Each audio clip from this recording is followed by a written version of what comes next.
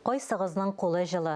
Әлігі шара ОХАП фестивалінің Донбасқа гуманитар ярдәм исеннән ұйыштырылған хайрия концерты. Концертта хәбәрчебез Искәндәр Гыймалдинов булып кайтты. Музыкаль интонацияларның төрлеге һәм эмоциональлеге һәр номерның үзенчәлеге. Донбасс җыр һәм бию ансамбле алкышлар белән каршы алынды.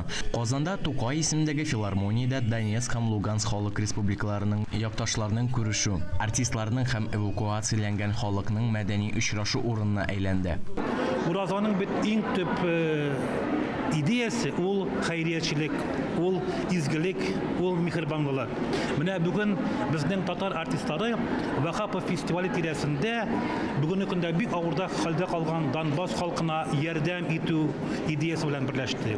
Мин бүгенге татар артистларына башларымны түбән иеп рәхмәт әйтәм. Алар бу концертта бик теләп катнашалар.